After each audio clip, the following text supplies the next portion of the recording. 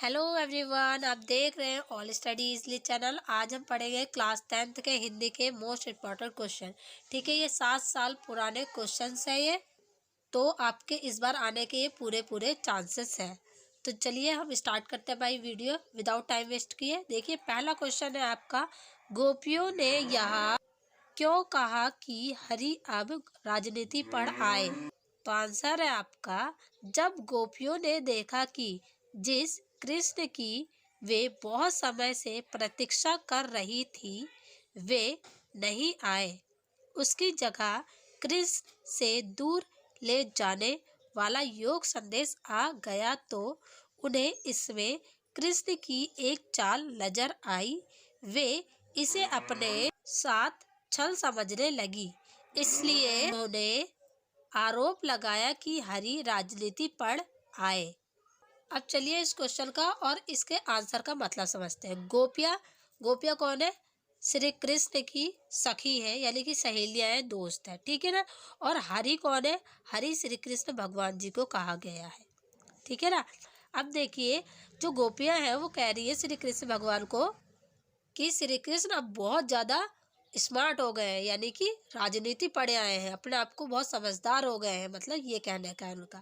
तो जब गोपियाँ उनका वेट कर रही थी, श्री कृष्ण का वेट कर रही थी, प्रतीक्षा में क्या होता है? वेट करना, इंतजार कर रही थी, तो श्री कृष्ण तो आए नहीं, लेकिन उनकी जगह, श्री कृष्ण की जगह क्या है? उनका योग संदेश आ गया, ठीक है, जिससे पढ़ के उन्हें लगा कि श्री कृष्ण अब हम उनके साथ क्या है? एक चाल चल रहे हैं, ठीक है। ऐसा किसको लग रहा है? गोपियों को लग रहा है कि श्री कृष्ण उनके साथ एक चाल खेल रहे हैं। वे जो गोपियां हैं वो समझ रही है वो उनके साथ छल कर रहे हैं, ठीक है, धोखेबाजी। छल में होता है धोखेबाजी। इसलिए उन्होंने श्री कृष्ण पे ये आरोप लगाया कि श्री कृष्ण अब राजनीति पढ़ा है, यानी कि अब भाई वो योग की बातें पढ़े आए हैं, बहुत स्मार्ट हो गए, बहुत तेज हो गए हैं, ठीक है। ये है इसका कहने का मतलब।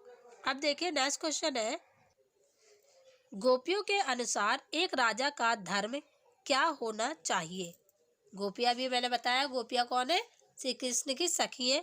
उनके अनुसार राजा का धर्म, यानी कि राजा का एक कर्तव्य, उनके क्या काम होने चाहिए, ठीक है। तो देखिए, गोपियों के अनुसार एक राजा का धर्म उसकी प्रजा की हर तरह से रक्षा करना होता है।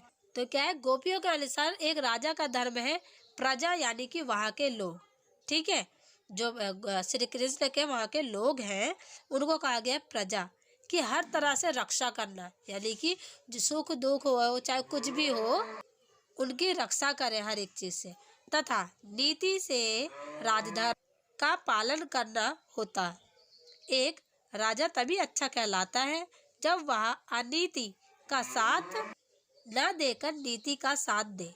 वो कह रही है अनीति को छोड़ के किसका साथ दे? नीति का साथ दे, वही एक अच्छा राजा होता है और प्रजा की रक्षा करे, ठीक है। सिंपल सा क्वेश्चन है, सिंपल सा ही आंसर है इसका। अब देखिए नेक्स्ट क्वेश्चन है, देखिए कोई भी डाउट हो कमेंट बॉक्स में पूछिए, नहीं तो यहाँ पे मेरी इंस्टाग्राम आईडी शो हो रही है, ललिता पासी, ठीक है, आप वहाँ से भी मेरे से क्वेश्चंस पूछ सकते हैं, कोई भी डाउट हो मैं क्लियर कर दूंगी। ओके, तो देखिए नेक्स्ट क्वेश्चन, वस्त्र और आभूषण नारी जीवन का आकर्षण क्यों है। वस्त्र यानी कि कपड़े, आभूषण यानी कि गहना, नारी यानी कि स्त्री, औरत, ठीक है, जीवन का आकर्षण क्यों है। तो देखिए, स्त्री वस्त्र और आभूषण में स्वयं को सजाने में व्यस्त रहती है। जो लड़कियां होती हैं वो कपड़ों की सजावट और अपने गहनों में ही बिजी रहती है, स्वयं यानी कि खुद, ठीक है, इतना ज़्यादा बिजी रहती है, व्यस्त भी होता है बिजी रहना, तथा इसके मध्य इतना उलझ जाती है कि वह स्वयं के अस्तित्व और विकास को भूल जाती है। यही कारण है इन्हें स्त्री जीवन के लिए बंधन माना गया है, यानी कि स्त्री को बंधन में नहीं रखा है, वो खुद बिजी रहती है अपने उसमें वस्त्रों में और गहनों में, खुद ब खुद बिजी रहती है, फिर इसी को उन्होंने बंधन कह दिया है, ठीक है। देखिए नेक्स्ट क्वेश्चन है हमारा, आग रोटियां सेकने के लिए है, जलने के लिए नहीं।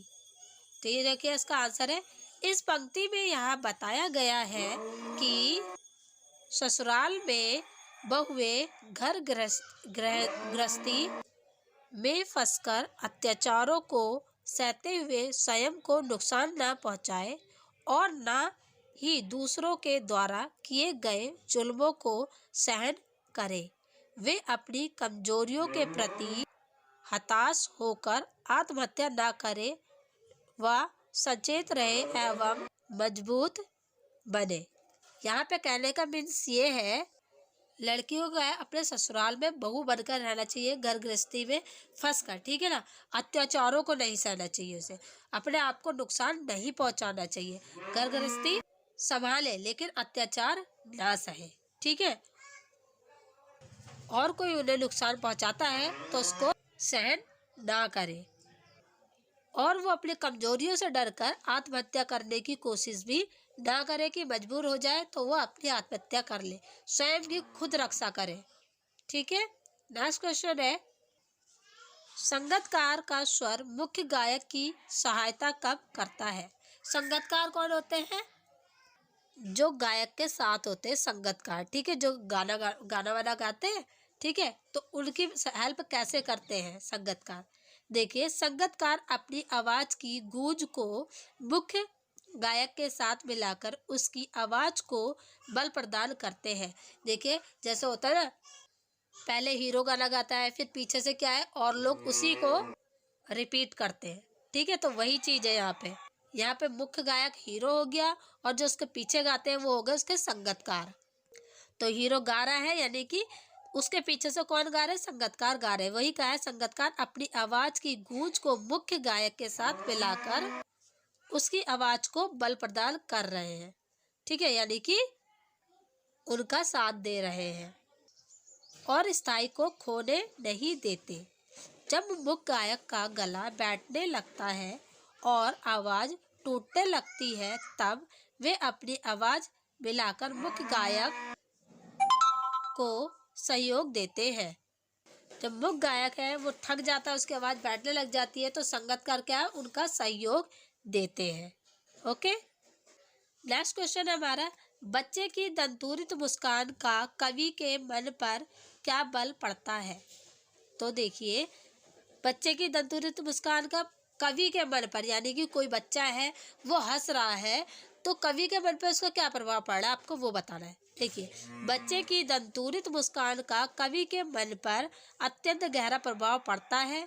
कवि को बच्चे की मुस्कान बहुत मनमोहक लगती है जो मृत शरीर में भी प्राण डाल देती है।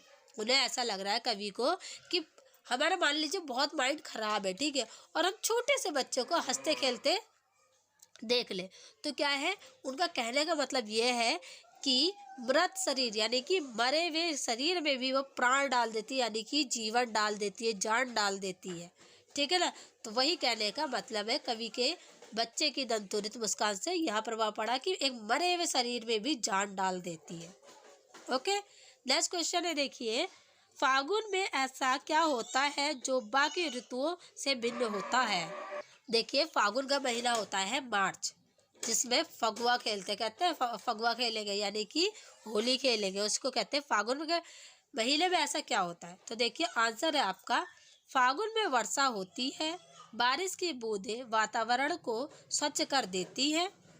वर्षा यानी कि बारिश होती है, वातावरण यानी कि हमारे आसपास के चारों तरफ का जो वातावरण है वो एकदम स्वच्छ यानी कि साफ कर देती है तथा पूरा वातावरण सुंदर प्रतीत होता है।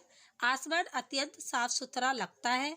प्रकृति में चारों तरफ हरियाली ही हरियाली होती है। वातावरण शीतल तथा शांत हो जाता है।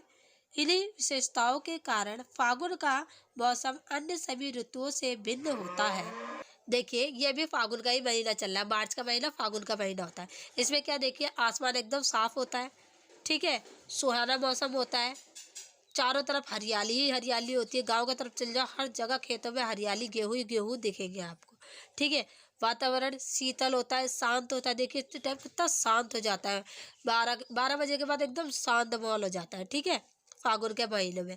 ऋतुएं इसीलिए ये सभी ऋतुओं से भिन्न होता है, यानी कि अलग होता है, ठीक है। अब नेक्स्ट क्वेश्चन है हमारा, छाया में छूना कविता में निहित जीवन मूल्यों पर प्रकाश डालिए। तो इसका आंसर है छाया मत छूना। कविता में बताया गया है कि जीवन में सुख दुख दोनों की उपस्थिति है।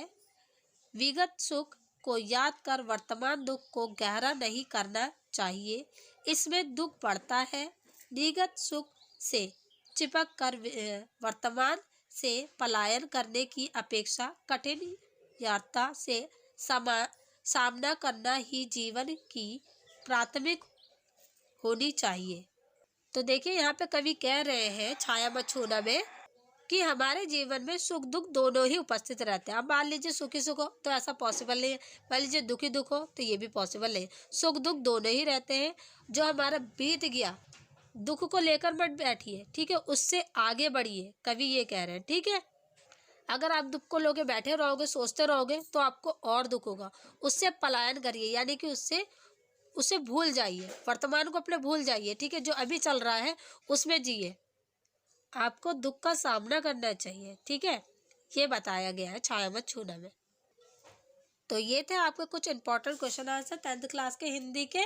आई होप आपको पसंद आया होगा। आप मेरे चैनल पे पहली बार आए हैं तो पहले चैनल को सब्सक्राइब कर लीजिए और बेल आइकन को जरूर दबाएं, क्योंकि नेक्स्ट वीडियो में आपको मिलेंगे जो आपका नेक्स्ट एग्जाम है उसके पेपर, इसलिए सब्सक्राइब करें और बेल आइकन जरूर दबाएं, तभी आपको नेक्स्ट पार्ट के क्वेश्चन आंसर मिल जाएंगे, ठीक है ना। उससे पहले सबसे पहले नोटिफिकेशन आपको आएगा। तो अब हम नेक्स्ट वीडियो में मिलते हैं। Thank you.